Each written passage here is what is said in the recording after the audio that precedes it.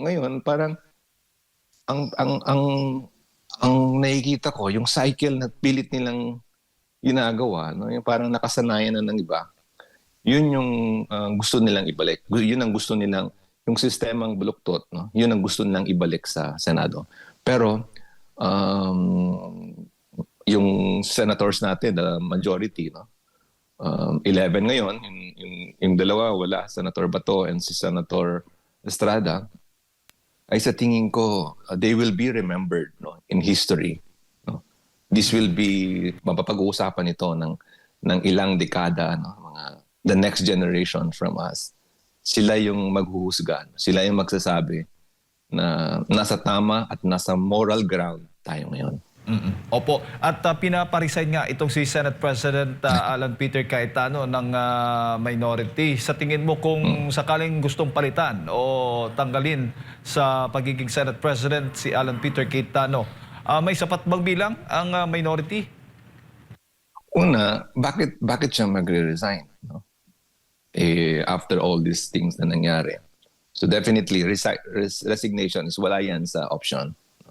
Hindi ko nakikita sa principle and sa standing ni Senate President Cayetano na magre-resign siya. No? He will fight this until the end. No? Pangalawa, yung numbers naman, 13 lang naman yan di ba? Yung sinasabi nila.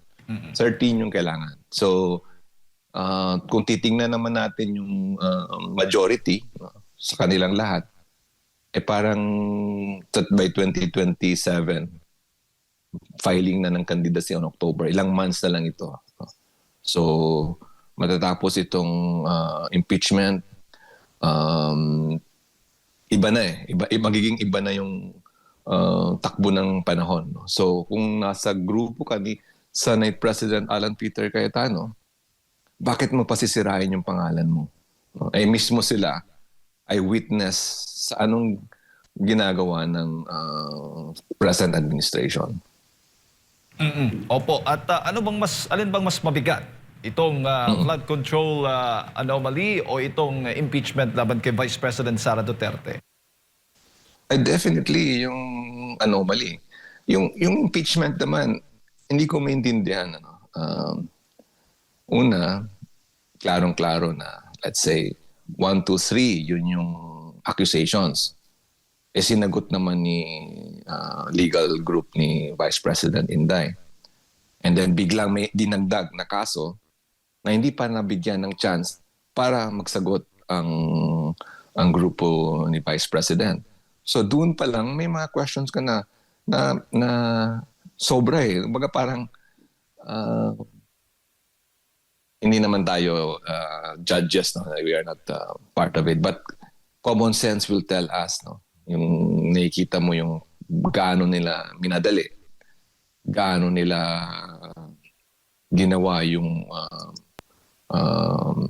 hearing, no? Laging nagsasalita si Congressman Sid Ungab, no? Na very yung interpolation, yung manner of giving the opposing side, no? Na para questionin yung mga ebidensya, hindi naman nila binigyan ng tamang proseso. So doon pa lang nakikita mo na may mali sa sistema nila. So again, that's just a procedural process. Now in terms of substance, titingnan mo naman, saan ka makakita na the Supreme Court have already ruled, no? Ano yung mga impeachable offenses, no? Yung iba, hindi pa nga Vice President si Ma'am Inday, sinali na nila doon, no? Yung sa mga SALN niya para mag-bloat, no? Para lumaki ang accounts sa bangko. Then, pangatlo, makikita mo yung AMLA. No? Bago-bago lang yung AMLA doon. And even yung AMLA, may mga statements siya na hindi conclusive yung kanilang mga findings. So the impeachment as a political move, no, political process, it goes with the numbers. No? So nagsasayang lang tayo ng oras kasi yung senators naman na nandyan, whether kahit anong pang gawin nila, the Constitution provides that it has to be 2/3. No? So kailangan ng 16 votes The next question would be, kaya ba ng anti VP Sara yung 16 votes? Klaro naman na hindi. So it's no longer about the impeachment. No? Because right from the start, may mga problema na siya. May problema sa proseso, may problema sa substance, and may problema sa numbers. So bakit hindi natin pag-usapan yung anomaly? No? Yung anomaly nga, yung sinasabi nila na, I think it was Senator Marcoleta who said na yung anomaly, yung scandal sa flood control, pilit nilang tinatakpan, pero the nature will always remind us. No? Every time na nagkakaroon ng bagyo, every time na Mother Nature will remind every Filipino people na ninakawan tayo ng ating gobyerno mismo, nakikita natin sa mga kalsada, nakikita natin sa mga bahay no, na nagsasuffer yung mga mahihirap. No?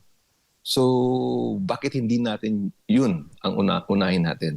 Because the anomaly of the flood control scandal and any other corruptions that this administration is responsible, it will again be a history that people, the next generations will judge. No? Ang sa akin ngayon, ang level ng engagement ko ngayon is to really remind yung mga pink and mga supporters ng LP na talagang wag na tayong magbulag-bulagan. No? Talagang wag na tayong, we do not have any luxury to debate on certain things na naghihirap na yung mga taong bayan. And impeachment, okay, sige, with all due respect, but we have to understand na trabaho yan ng senators and we have to be fair kung ano yung ebidensya, ano yung proseso na makukuha nila, that will determine their judgment, no? Because they will be, hindi naman sila prosecutor doon. They are the Senate. They will serve as the judges. Now, yung anomaly in the next few days or by tomorrow and succeeding weeks before tayo magkaka-SONA, State of the Nation Address, kailangan ma-expose, kailangan mapag-aralan, at kailangan mapanagot natin yung mga taong responsible doon. Opo, bago ko pasa kay partner MJ, sir, isa sa mga pinagtatalunan bago itong mga walang siputan sa sesyon ay yung pagkakaroon ng o paggamit ng o pagsali ng mga senador sa pamamagitan ng teleconferencing. Kayo ho ba ay susuporta o pabor doon sa motion na yan ni Senator Marcoleta? Oh naman, definitely we are now in the level of malakas na yung mga internet natin, modern day living na tayo ngayon. And why would we not allow a certain senator, na alam naman natin parang sinadya yung hindi siya makapag-participate sa proseso ng Senado. Dahil nga detained siya or nasa kulungan sila. So kung makikita natin, it's a political maneuvering. No? So the only way for us para lumabas ang katotohanan, lumabas yung totoong nangyari and to give every senator a chance. No? Because yung mga senators na yan, binoto yan ng taong bayan, di ba? So they represent a certain group of population natin. No? Bakit natin hindi siya bigyan ng chance na gano'n? No? Again, sinasabi nila yung during COVID or at the time of Senator De Lima, bakit sila mismo, yung against noon, sila mismo ang nagmo-move for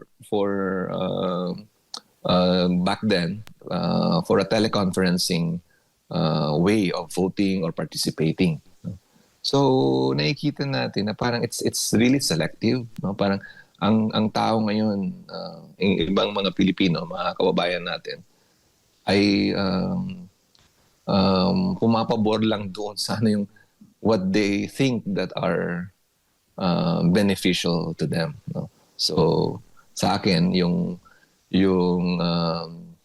online voting and online participation ay isang proseso na that can give justice to the Filipino people that voted to the senators. And that can also give a fair fight, no? A fair decision-making, no? Sa Senado.